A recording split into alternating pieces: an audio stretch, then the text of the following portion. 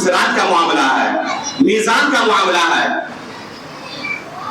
इसी तरह अर्श के नीचे वो खुशबख्त लोग जो जगह पाएंगे अर्श के साए के नीचे, उस वक्त जब सूरज सर के ऊपर होगा, लोग अपने पसीने से नहा रहे होंगे। इस तरह के जो हालात हैं, अल्लाह के रसूल सल्लल्लाहु अलैहि वसल्लम ने इन तमाम फितनों से हिफाजत की दुआ हमें सिखलाई। और 5 बार कम से कम एक बंदा अल्लाह रब्बुल आलमीन से फितनों से हिफाजत की दुआ मांगता है। तो फितने आपके आसपास फैले हुए हैं और रोजाना इन फितनों के अंदर इजाफा हो रहा है, ज्यादती हो रही है, कमी नहीं हो रही है। लिहाजा इन फितनों से महफूज रखना और अपने आप को दूर रखना हर मुसलमान की जिम्मेदारी है। शरीयत ने इसके बहुत सारे तरीके बयान किए हैं, जिन रास्तों पर चलते हुए एक मुसलमान अपने आप को इन फितनों से महफूज रख सकता है। मैं इख्तिसार के साथ इन चीजों को बयान कर रहा हूं कि कैसे एक मुसलमान इन फितनों से अपने आप को महफूज रख सकता है। पहला तरीका है कि दिल में सच्ची तलब हो कि मुझे हिदायत के रास्ते पर बाकी रहना है, फितनों से अपने आप को बचाना है। अल्लाह रब्बुल आलमीन का इरशाद है, वल्लज़ीना इहतदौ ज़ादहुम हुदा।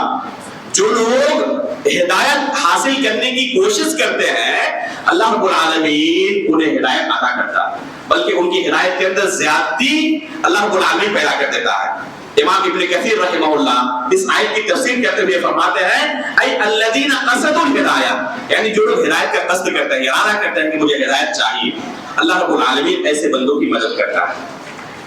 तो दिल के अंदर सच्ची तलब होनी चाहिए कि मुझे इन फितनों से बचना है। दूसरा तरीका यह है कि अपनी जात पर एतमाद ना करें, हमेशा अल्लाह रब्बुल आलमीन पर उसका एतमाद हो, तवक्कुल अल्लाह रब्बुल आलमीन पर हो, और हमेशा ये दुआ पढ़ते रहे, अल्लाह रब्बुल आलमीन के सामने अपनी आजिज़ी और इंकिसारी का इजहार करते रहे और कहते रहे, रब्बना ला तुज़िग़ क़ुलूबना बअद इज़ हदैतना व हब लना मिन लदुनका रहमा इन्नका अंतल वहाब। रसूलुल्लाह सल्लल्लाहु अलैहि वसल्लम बकसरत खुद ये दुआ पढ़ा करते थे। हालांकि अल्लाह के रसूल सल्लल्लाहु अलैहि वसल्लम को ये डर नहीं था कि अल्लाह के रसूल फितने के अंदर मुब्तला हो सकते हैं। अल्लाह के रसूल सल्लल्लाहु अलैहि वसल्लम बकसरत ये दुआ क्या करते थे, या मुक़ल्लिबल क़ुलूब सब्बित क़ल्बी अला दीनिक, या मुक़ल्लिबल क़ुलूब सब्बित क़ल्बी अला दीनिक। ऐ दिलों के फेरने वाले, मेरे दिल को तेरे दिन पर साबित कदम रखना।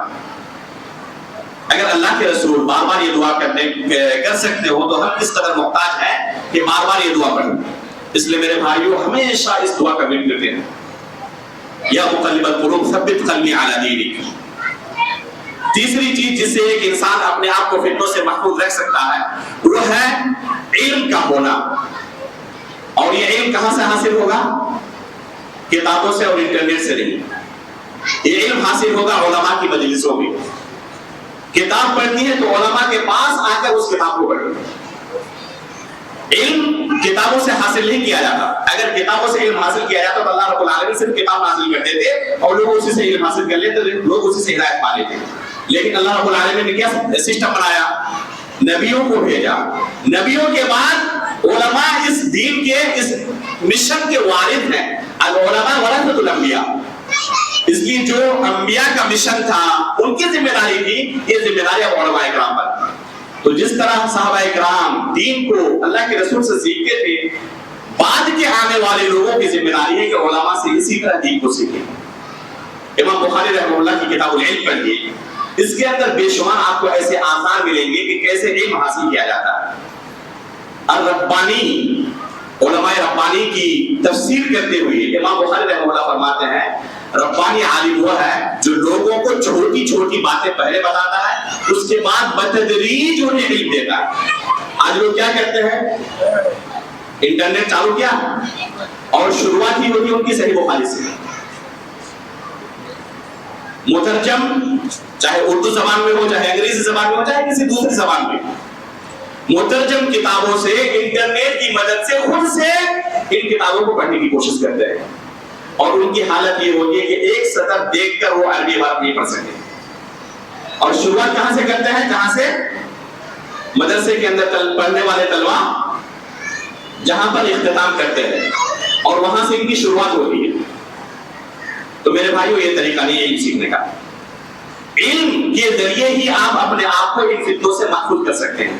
اگر آپ کو پتہ ہی نہ ہو کہ یہ حقیقت میں سنت ہے یا بدعت ہے تو آپ کیسے اپنے آپ کو بچائیں گے؟ آپ تو سنت سمجھ کر اس پر عمل کر رہے ہوں گے نا. جیسے کہ حذیفہ بن یمان رضی اللہ تعالیٰ نے فرمایا کہ جب کسی بدعت پر رد کیا جائے گا تو لوگ کیا کہیں گے کہ آج ایک سنت پر رد کیا گیا اور آج ایک سنت چھوڑ دی گئی ہے، حالانکہ حقیقت میں وہ بدعت ہے. تو علم کا ہونا ضروری ہے. اس کے بعد انسان کا عقیدہ پختہ ہو. عقیدہ اگر پختہ ہوگا تو ہر طرح کے فتنوں سے لڑنے کی اسے طاقت ملے گی، قوت ملے گی. اب غور کریں شعب ابی طالب کا قصہ. بلال رضی اللہ تعالیٰ عنہ کو کس قدر تکلیفیں دی گئی، سمیہ رضی اللہ تعالیٰ عنہ، عمار بن یاسر رضی اللہ تعالیٰ عنہ، کعب بن مالک رضی اللہ تعالیٰ عنہ کا قصہ غزوہ تبوک کے موقع پر. اس طرح کے پیشوار قصے ہیں. آخر وہ ثابت قدم کیوں رہے؟ کیونکہ اللہ رب العالمین پر ایمان پختہ تھا. جب انسان کا ایمان اللہ رب العالمین پر پختہ ہو تو تمام طرح کی مصیبتوں کا سہنا اور جھیلنا اس کے لیے آسان ہو جاتا ہے، کیونکہ اس کے بعد وہ جنت دیکھ رہا ہوتا ہے. اس کے بعد چھٹی چیز ہے سلفی علماء کی تربیت میں رہنا. ایک انسان جس قدر علماء سے جڑا ہوا رہے گا اسی قدر فتنوں سے محفوظ رہے گا.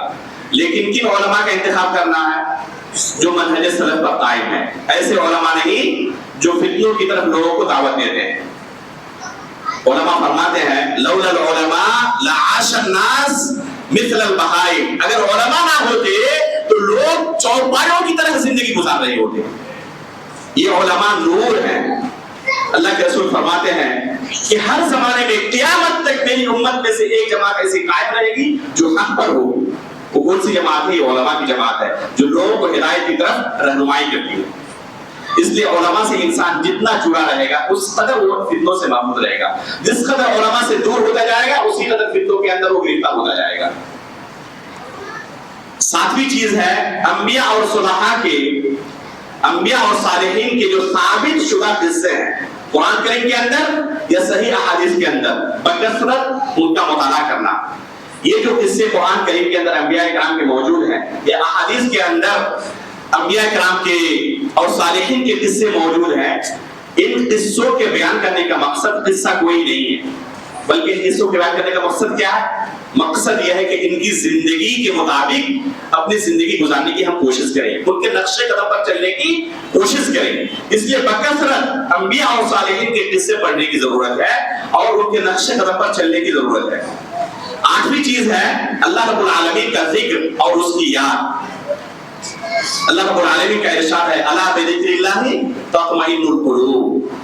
اللہ رب العالمین کی یاد سے، اس کے ذکر و اذکار سے دلوں کو اطمینان حاصل ہوتا ہے. آپ کا یہ دل بہت کمزور ہے.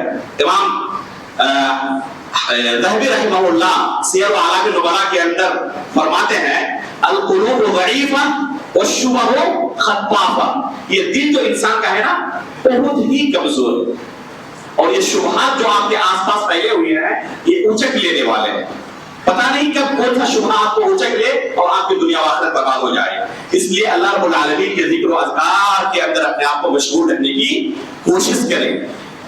خالی ذہن یہ شیطان کا گھر ہوتا ہے. خالی ذہن یہ شیطان کا گھر ہوتا ہے. جیسے آپ نے اپنے آپ کو خالی کر لیا، آپ کے اندر کوئی مشغولیت نہیں، کوئی کام نہیں آپ کا، تو اس کو کیا کرتا ہے شیطان؟ آپ کے پاس آتا ہے اور آپ کو گناہوں کے اندر، شبہات کے اندر اور شہوات کے اندر گرفتار کر لیتا ہے. اس لیے اپنے آپ کو مشغول رکھنے کی کوشش کریں ان چیزوں میں. ذکر و اذکار کے اندر اگر بیٹھے ہوئے سبحان اللہ، الحمدللہ، استغفر اللہ، سبحان اللہ وبحمدہ، سبحان اللہ العظیم، اس طرح کے اذکار آپ پڑھتے رہیں تو کتنی نیکی آپ کی ہو جائے گی. صحیح بخاری کی آخری حدیث آپ جانتے ہی ہیں، سبحان اللہ وبحمدہ، سبحان اللہ العظیم کی کیا فضیلت ہے، سورۃ الاخلاص پڑھنے کی کیا فضیلت ہے. گویا کہ اس نے 10 پارے قرآن کی تلاوت کی. قل هو اللہ احد تعدل ثلث القرآن، اللہ کے رسول نے فرمایا. تو ذکر و اذکار کے اندر اپنے آپ کو مشغول رکھے. 9ویں چیز ہے موت اور آخرت کا استحضار.